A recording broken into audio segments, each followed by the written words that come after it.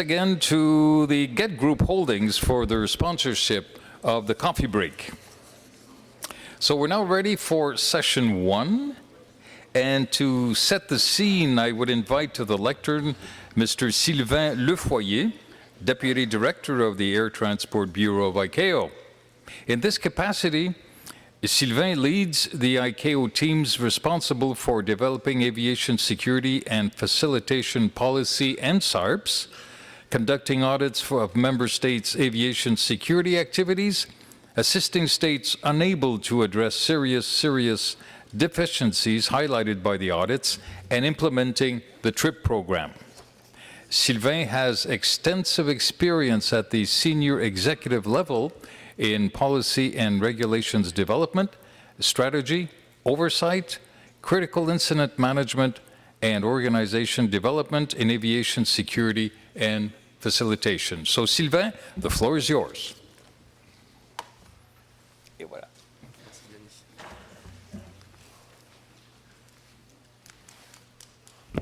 Thank you very much, Denis.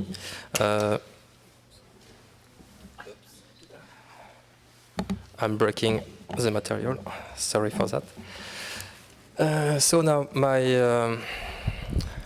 role as a moderator is to set the scene and to introduce my panelists that will set the scene, because I will try to be as short as possible because we run already out of the schedule. So as it was, this one. Okay, so just a quick word on the ICAO work on facilitation and on the TRIP strategy. It has been recalled this morning that the ICAO strategic objective, security and facilitation, is part of the 5 strategic objectives of ICAO. But what is facilitation? A lot of you already know that, so I will be very quick on this. Facilitation relates to immigration, customs, health, and quarantine, and it's the way to deal with an efficient management of border control processes to expedite clearance and prevent unnecessary delays. And each of you have already taken the plane and went through an airport. You know that unnecessary delays are quite common, and we try to work on it. ICAO mandate for facilitation programs has been reinstated during the 39th General Assembly of ICAO last year, and the triennial program highlights the fact that 3 facilitation programs have been highlighted. The Annex 9, Global Aviation Facilitation Plan, will have to be done. The TRIP strategy with the development of a TRIP roadmap, and the development of the use of the PKD.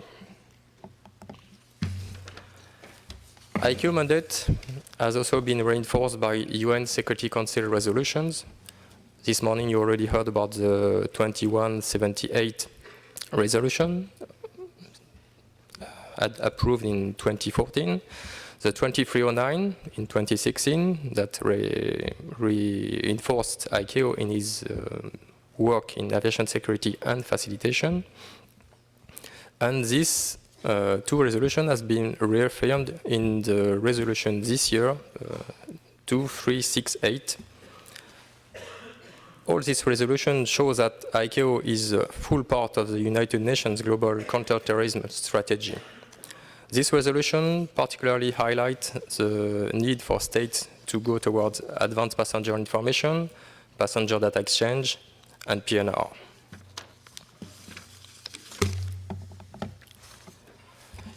It has already been said this morning, international cooperation is key for successful implementation. You can see in this slide that a lot of organizations, international organizations, are contributing to this, and you will have the opportunity to hear some of them during this session.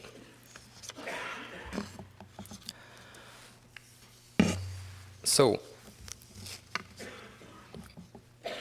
with me today in this session, we have 4 panelists. I will first introduce Ms. Anna-Maria Seesmaa from Finland. She's working presently for the United Nations Counter-Terrorism Committee, or the Counter-Terrorism Executive Directorate in New York. Prior to that, she was working in Finland for the Ministry of Interior, and she had an extensive knowledge and skills in these matters.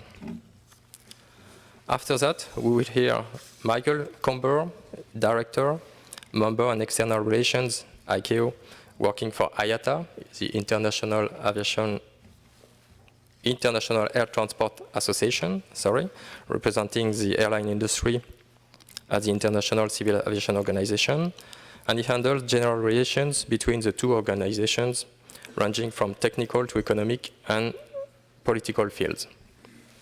And it's a challenge. We have a lot of things that are of interest for IATA. We will then hear Ms. Nina Brooks, Head of Security of the Airport Council International. She represents ACI World and its members' interests with regard to aviation security with ICAO, national regulators, and industry partners. Nina started her career at Virgin Atlantic Airways in the United Kingdom, working with government affairs team on border security, regulation, and passenger data. She then spent 8 years at IATA before joining ACI. Finally, we'll hear from Ms. Rochelle Turner, Research Director at the World Travel and Tourism Council. Rochelle is Director of Research at WTTC and responsible for the design and execution of the research that underpins the work of the Council. The policy and economic research undertaken for the Council ensures that recommendations and advocacy to governments are supported by rigorous methodologies.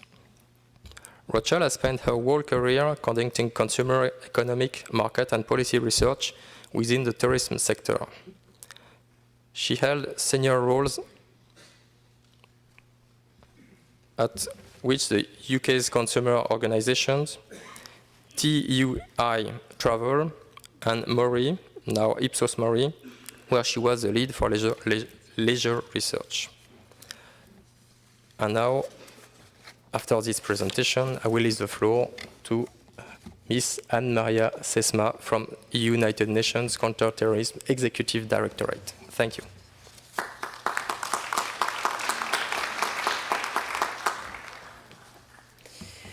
Thank you very much, Sylvain. And of course, a very good morning to all of you, and thank you, ICAO, for having CTED invited here. And it's a pleasure for me to bring the message from New York. So I thought I would start just briefly telling a few things that CTED is, because I think it's always a good thing to introduce who you are, what you're doing, especially now that, as probably most of you know, the United Nations Counter-Terrorism architecture recently changed, and we have this new kid in the block, which is called the OCT, the Office of Counter-Terrorism, and then always you hear these acronyms flying from UNCCT, CTED-ICAO, etc., etc. So CTED is a body of the Security Council. So in the aftermath of the 9/11 terrorist attacks in New York, the Security Council adopted Resolution 1373. And with that resolution, the Counter-Terrorism Committee was established. The resolution itself is the most far-reaching resolution which charted the way forward in the fight against terrorism. And this resolution is binding on all member states, meaning that it was adopted according to the UN Charter, Chapter 7. So the committee was established, and it constitutes all 15 member states of the Security Council, the 5 permanent member states and the 10 rotating member states. So what we always call at CTED is that those 15 are our bosses. So CTED is then the executive directorate for the committee. We were created in 2004 in order to help and assist and support the committee in the implementation of its policy decisions and implementing the resolutions. Of course, it started with 1373. But after that, there has been a huge expansion, of course, on Security Council resolutions on counterterrorism, unfortunately. So CTED identifies, we are not a provider of technical assistance, but we identify states' technical assistance needs, and we work with our partners closely to facilitate the delivery of targeted assistance with, of course, the view to strengthen states' counterterrorism capacities. So the main tool that CTED uses is the dialogue with states. And how we do that is through the expert country assessment visits. And during these visits, the expert teams of CTED compile observations into reports, and those reports also include recommendations for actions, which also some of those recommendations might require technical assistance. And these comprehensive visits cover all elements related to the Council resolutions on counterterrorism, but in the next slide I will just highlight the elements in some of the main resolutions that are most relevant to civil aviation and document security. So I already mentioned 1373, 1624. Then 2178, I will highlight a little bit more, already referenced this morning by Madame Liu also, and then 2309.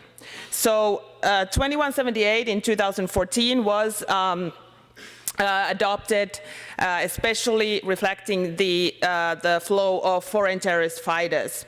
And the analysis conducted after the adoption of 2173 has revealed major gaps in states' implementation of many border security requirements of the Council resolutions.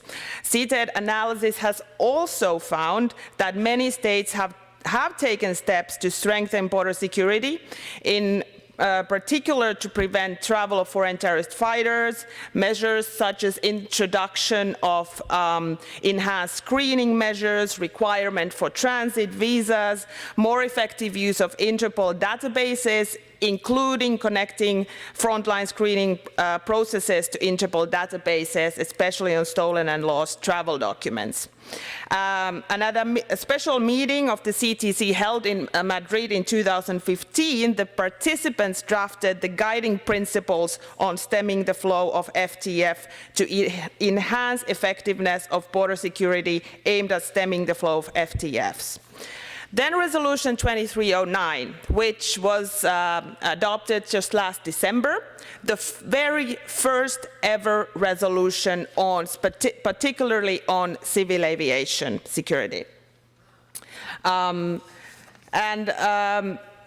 There are others that, of course, I will just not go into detail to those, 2322 on international cooperation, etc. But very lately, there's also more and more recognizing of the Security Council and member states in general for new and emerging risks, such as security of landside areas, also referred to as soft targets, links between terrorism and internet-enabled crimes, such as dark web marketplaces, where weapons, identity papers, etc., can be bought.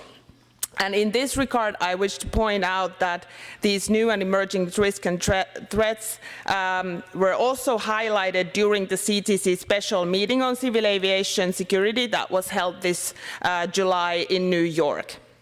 So, going further to CTED-ICAO cooperation, and in this regard, CTED and ICAO have been working very closely together to strengthen travel document security. Madame Liu already mentioned this morning that in January 2015, under the project funded by the Government of Canada, CTED and ICAO organized a joint workshop in Niamey, Niger, on strengthening travel document security, identification, management and border controls in the Sahel and neighboring states. This was the first ever event on implementing the ICAO trip held in this region. The workshop was a follow-up to another workshop strengthening border control in the Sahel and Maghreb, held jointly by CTED and CTITF in Rabat in 2013. So, and then the awareness raising initiative has been since extended to the Caribbean region that was also mentioned, and CTED has participated early this year in Antigua and Barbuda and will also participate the upcoming regional seminar in Jamaica. Then Resolution 2309 was already highlighted and the elements that it includes. In the spirit of that resolution, CTED and ICAO have intensified their cooperation, interagency cooperation. For example, we're preparing a formal cooperation agreement with the view to further strengthening the long-standing partnership and also to make sure that our activities are complementary and consistent. Then, in particular, the country assessment that I mentioned, very often or almost every time, ICAO is participating the country visits, but also when not, then regardless, we always consult ICAO in preparing our country assessments, and the country assessment, as I said, when they are a dialogue, direct dialogue with the member states, meaning that it's an opportunity for us to promote the work of ICAO during those visits, including TRIP. The technical guide of the CTC was just recently updated, which is a tool for member states in their implementation efforts of the Security Council resolutions. And during that update, we also made sure that all the ICAO developed guidance material are included. I also congratulate ICAO for the completion of the TRIP compendium, to which CTED also contributed. This is again an excellent addition to the products developed by ICAO, and CTED will do its utmost, of course, to promote it during our visits.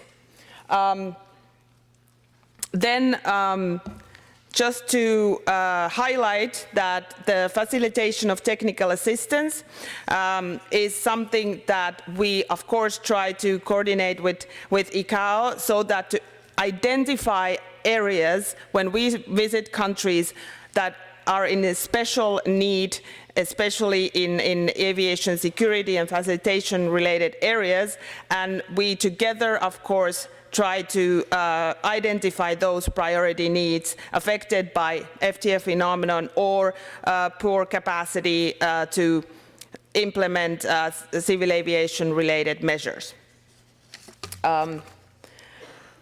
I see that my time is up, so I will now conclude with just to say that so there are many initiatives that have been followed by the cooperation with ICAO, and under UNCCT, of course, we have the Border Security Initiative, which has also brought about a lot of guidance material for member states. And then, of course, the API workshops that are conducted together with ICAO UNCCT, but that I will come back on Thursday when we have the API workshop, so I won't go to that. So to conclude, please reach out and don't hesitate to contact CTED also. Our recommendations are not confidential, so those are something we can always share with our partners and try to find and facilitate assistance to states in all of these issues that we are discussing in this symposium. So thank you, and thank you for your attention.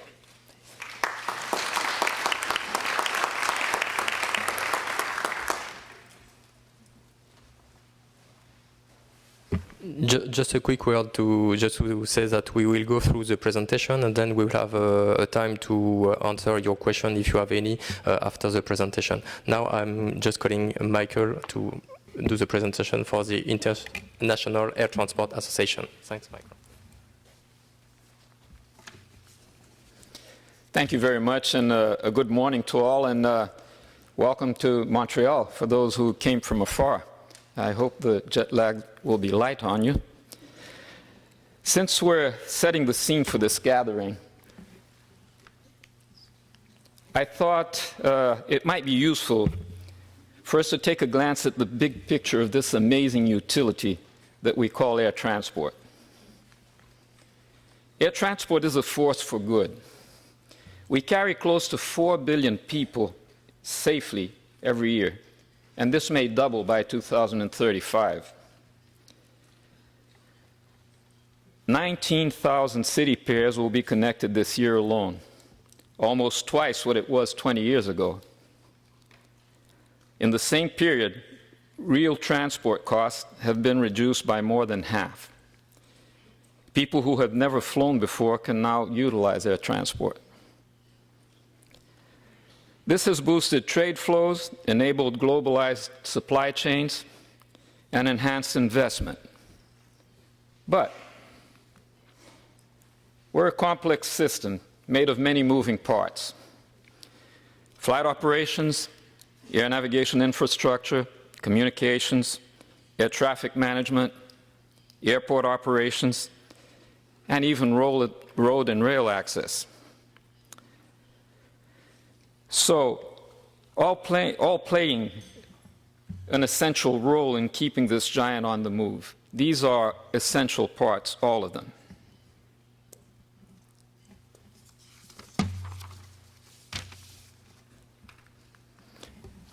Here we zoom into a flight line of 777s and A380s.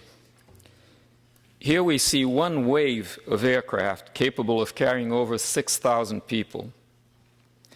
Many of these passengers are reaching their destinations, others will change aircraft in connecting flights.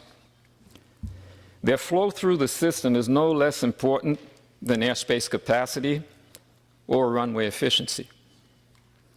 Again, let's remember that a failure of any moving part can bring the giant to a halt. Two of the critical passenger touchpoints at airports are security and passport control. We recognize the need for these functions to be performed to the standards required. We need to be safe, we need to follow the law. But in addition, they need to be nimble and efficient. An important enabler of passenger flow is proper documentation, as you all well know. And we'll be here for the next 3 days working to improve traveler identification. Unlike most parts of aviation, security and immigration can involve authorities from different government sectors. This makes partnership an essential foundation in developing effective and efficient systems.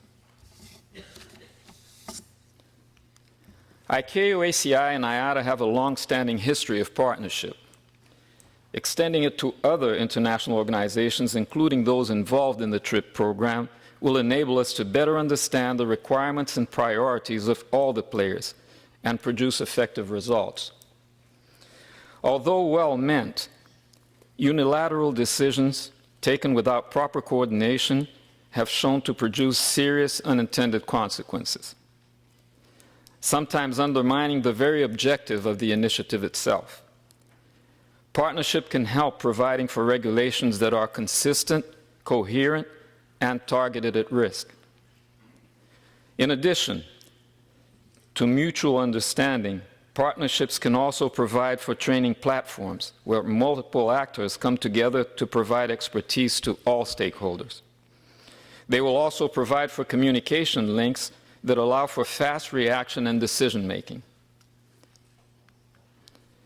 On a more specific issue, at IATA we have placed a strong emphasis on improving identity management, including through the IATA initiative One ID.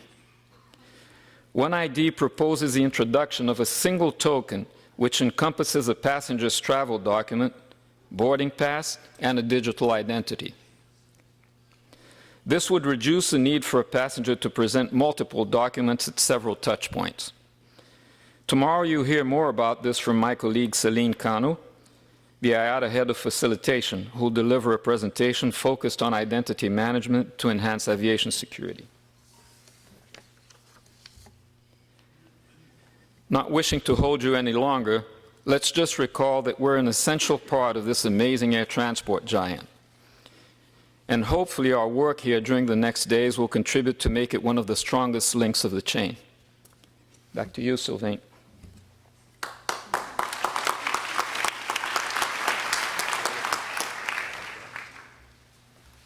Thank you very much, Michael, and congratulations for the time. It was very straightforward. Thank you. Now we are welcoming Ms. Nina Brooks from Airport Council International. Thank you. Thanks, Sylvain, and thank you, Mike. I'm going to use Mike's spare 3 minutes, if that's okay. So you did a fantastic job of setting the scene with regard to the industry. And how we have a real challenge in meeting the demands of growth. I'd like to take a few minutes of your time to look at how identity plays a role in that and tell you in a little bit more detail about some of the initiatives that we have jointly with IATA and working with ICAO as well. The one common element that immigration, customs, and aviation security really share is identity management. More than ever, identity is becoming part of the security regime, knowing that someone is who he says he is, and having some information associated with that identity. Now, this applies at the intelligence level, preventing the travel of terrorists, as we heard this morning, but it also applies even more so now on the ground during the screening processes. Customs agencies need identity, immigration authorities need identity, government agencies performing checks on passenger data, intelligence agencies, airlines, and increasingly airports need identity if they're to play a role in the protection of borders. So one of the biggest challenges we face is how identity can be effectively managed, shared, and verified between all of those different players in a cost-effective and efficient way that maintains data privacy and improves the passenger experience.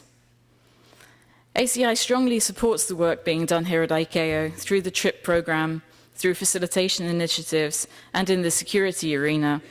And we're very keen to work with all stakeholders to bring this all together towards a truly seamless experience.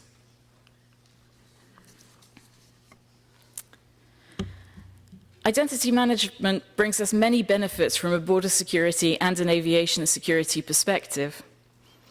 Add automation to that, including the collection and transmission of data, automated capture of biometrics, and automated verification of biometrics on the fly, and we have a strong and compelling system. If we can validate the identity of a traveler, and a government can check their identity against watch lists, we're genuinely improving security. If the screening authority, in many cases the airport, can verify identity, then they can adjust the screening level suitable for the assessed risk of that passenger, and we're moving towards genuinely risk-based security. We often hear the phrase that we need to look for bad people and not bad objects, but I actually think we have to do both. If we don't have that solid identity verification, then that's impossible. Adding in some more data, for example, PNR, then we can look at whether the passenger's story makes sense, where he's come from, where he's going to, and add that behavior detection piece to the risk assessment. Government authorities can check that the passenger has a right to enter the country, and we can validate the documentation. But on the other side of the coin, by doing all of this, we can actually make the passenger's life easier as well. We can remove manual steps in the process and duplicative document checks. We can speed up processing, and we can offer different options for how the passenger wants to be processed.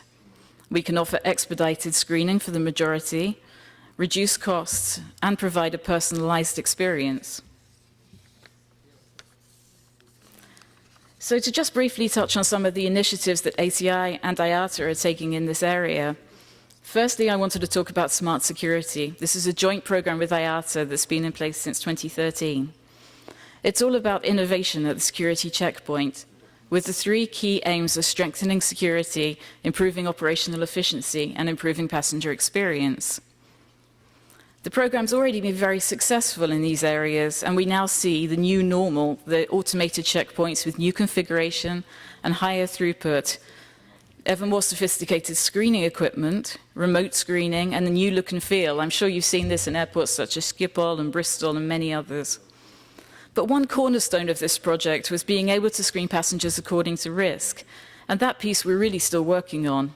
It's where identity comes in. If you don't know who you're screening, then you can't imply any intelligence to it, and that's one of our major areas of focus going forward.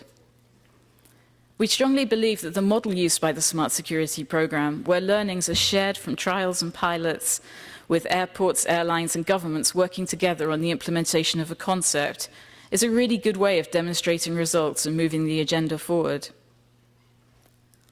Turning to facilitation projects, we're working on a number of different work streams, and not least with IATA on the One Identity project that Mike referred to. We're looking at a seamless passenger journey using biometric identity verification throughout, from booking to arrival and beyond. This ties in with our Airport Smart Identity initiative and a common vision for the future of travel called NEXT, that is being launched probably as we speak today in Barcelona at the World Passenger Symposium. NEXT stands for New Experience in Travel and Technologies, and will seek to provide a seamless journey by exploring increased off-site processing options, reducing or even eliminating queues, better using space and resources through the deployment of artificial intelligence and robotics, and vastly improved sharing of data between stakeholders. NEXT doesn't replace any of the current projects, such as Smart Security or One Identity, but it seeks to bring all of that together into a common vision.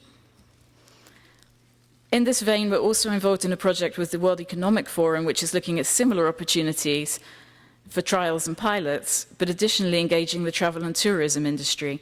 And it's through initiatives like this that we'll be able to push the boundaries and move the agenda forward. What do all of these initiatives have in common? A seamless process, removal of duplication, use of biometrics, walking pace on-the-fly processing, the use of automation, and most of all, a strong partnership approach.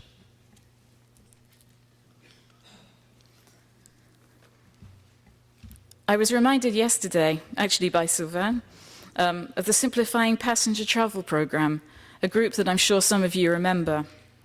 It was pretty much exactly 10 years ago that we were trialing MySense. It was an end-to-end passenger journey using biometrics. Some of the concepts from that program are in use today, such as automated border control, but we haven't really moved that biometric piece into the mainstream and made a step change in how identity is managed. And I had to ask myself, why not? And I think there's a number of reasons. One of the challenges is cost. We have a lot invested in legacy systems, and there has to be a good return on investment. Privacy has always been a concern, even when it comes to the amount of data shared with governments or between agencies in the same government. It'll be important that we embrace technologies to securely enable only the required amount of data to be shared with those who need it. An airport doesn't need to know the background of a traveller or why they might be considered high risk. They just need to be able to identify their risk level and screen accordingly. Technology's moved on. Maturing technology with regard to biometrics is both a challenge and an opportunity. And the need for solutions that can reliably perform identity management on the fly in a variety of different environments. We need to make sure there's continued investment in trials and technologies in this area. Linking identity and passenger data at the security checkpoint is another challenge, not necessarily in terms of the technology being available, but considering cost and infrastructure changes. And of course, cybersecurity is a major concern, especially when we're talking about sharing biometrics and personal data. On the other hand, enablers will be taking a partnership approach with governments, airports, airlines, and solution providers working together, including the brokering of international agreements between governments. Continued trials and proofs of concept to determine what works and what doesn't, and then being able to usefully distill that information into guidance material and best practices will be key to moving things forward. And opt-in programs to enable travellers to determine how much information they're willing to share. I have no doubt that the future for identity management is bright. We just need to make sure that we work together in that partnership approach, learn from each other, and find ways around some of these challenges. Thank you.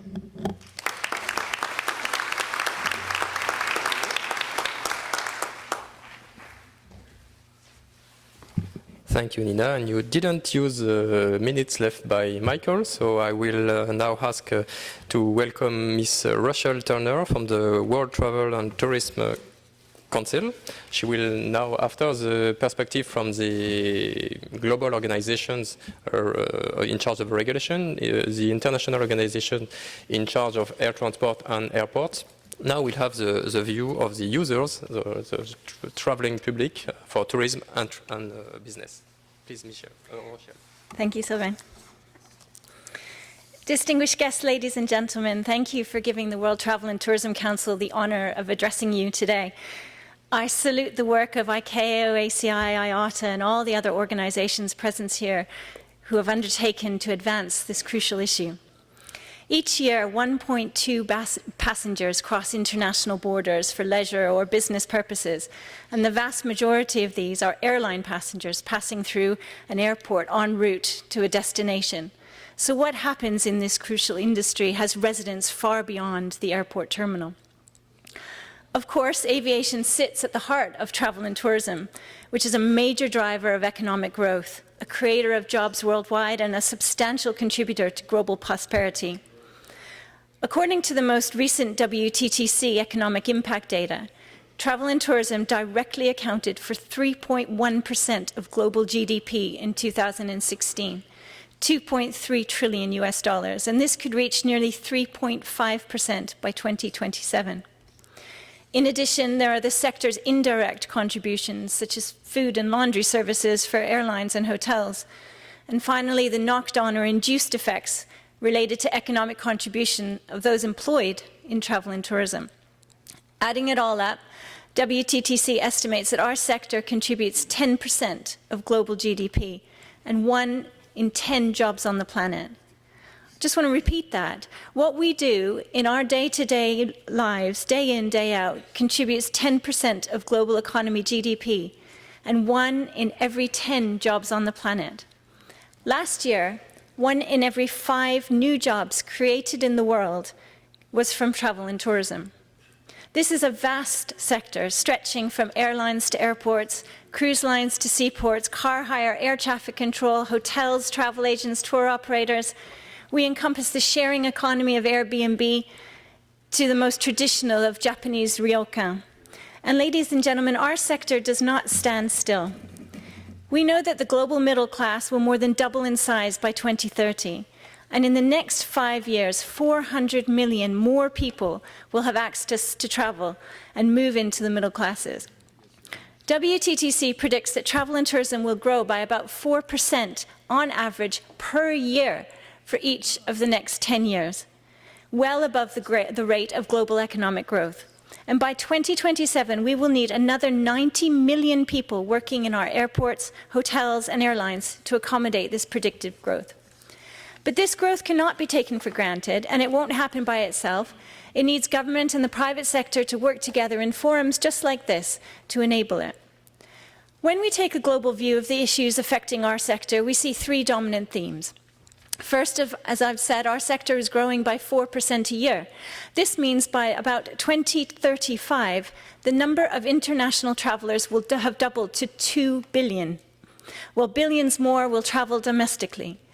By 2020, the most visited 20 countries alone are predicted to add another 130 million more arrivals, almost twice as much as the rest of the world combined.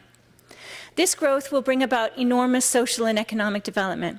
But we have a serious responsibility to ensure that we decouple this growth with the sector from impact on the environment.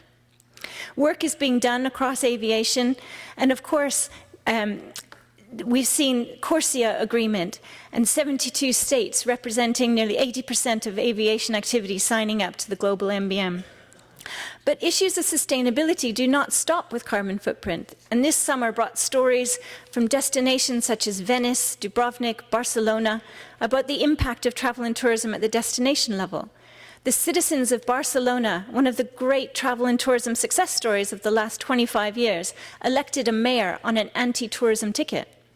And we mustn't forget the impact of visitors and development on individual habitats and natural resources. Second, at WTTC, we advocate for government policies which provide a supportive physical and regulatory, fiscal and social environment and encourage the sustainable growth of travel and tourism. Through the long-term planning of infrastructure requirements, easy access, travel facilitation, and the adoption of intelligent taxation to incentivize sustainable growth rather than seeing tourists as cash cows, results can be maximized. Although travel and tourism's economic importance is now recognized by many governments around the world, the sector often suffers from a lack of coordination between ministries, departments, and agencies. And this can result in conflicting policy decisions and a frequent lack of coherence in terms of tourism governance. And we advocate for a whole-of-government approach to tourism development and management. And finally, in our third key issue, we believe in making it easier for individuals to cross international borders. On top of the increasing political and geopolitical risks and instability, we have infrastructure that is creaking at the seams, either too old or unable to cope with the current demand. Many would argue that our airports, ports, and borders already struggle to cope with today's travelers. So a prospective doubling of international travelers in the next 20 years places greater emphasis on facilitating the efficient movement of people across borders. Yet while we tirelessly advocate for countries to make it easier for people to cross borders, it is this very issue that is causing our biggest policy challenge. For many years, WTTC campaigned for freedom to travel. And year after year, there were reductions in the numbers of people needing traditional paper visa to enter a country. In 2016, the UN World Tourism Organization said that 58% of the world's population needed a traditional visa, and that was down from 77% in 2008. In the same year, 20% of the world's population was able to enter a country without a visa, compared to 17% in 2008. A small percentage movement, but a big movement of people. But it is an indictment of our febrile state of global politics that the concept of travel being a freedom is now rejected by many. The question for those who make the laws and for us within travel and tourism is how can we keep borders safe while keeping those same borders open to legitimate travelers? We must learn the lessons of the lost decade in American travel and tourism after 9/11 and the closure of borders as Homeland Security officials searched for the needle in the haystack. The lesson closer to home within WTTC membership is the TUI Group, which reported a year-on-year loss of 46.4 million euros in the first quarter of 2012 as a result of weaker demand for destinations in unrest-afflicted North Africa. So I commend the extraordinary steps made by your organizations to help shrink the size of this haystack. And that's why my message is different to those that we've already heard. How can WTTC help? Aviation is represented here through IATA, ACI, and of course ICAO. But WTTC represents the biggest private sector cruise operators, hotels, car hire firms, online travel agencies, and tour operators. The work being done here to ensure that more safe, secure, and efficient processing of people through international aviation borders will be applied across all parts of our sector.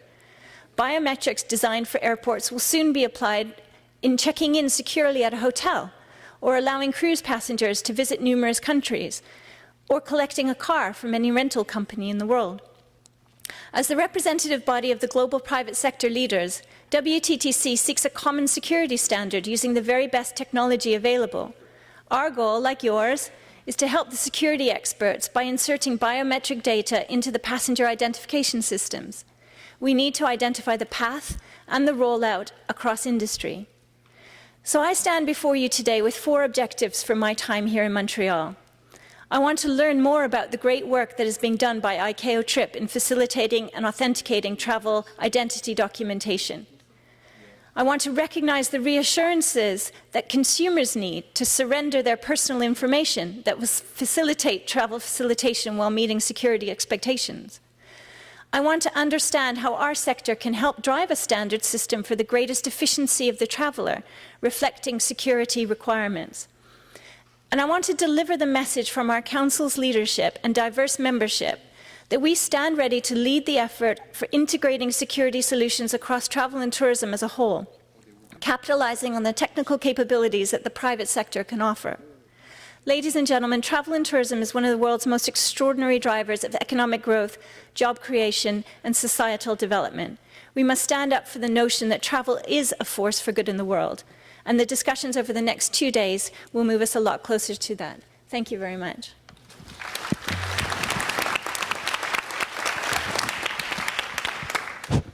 Thank you very much for this very interesting perspective, and I hope you will have the answers to your the achievement to your 4 objectives, and we will try to do our possible for you to come back in London, I guess, with satisfactory outcomes from this symposium. So actually, I'm quite deceived because we don't have any point of conflict between us, so it will be difficult to raise questions. So I will turn to the floor, and we will have still.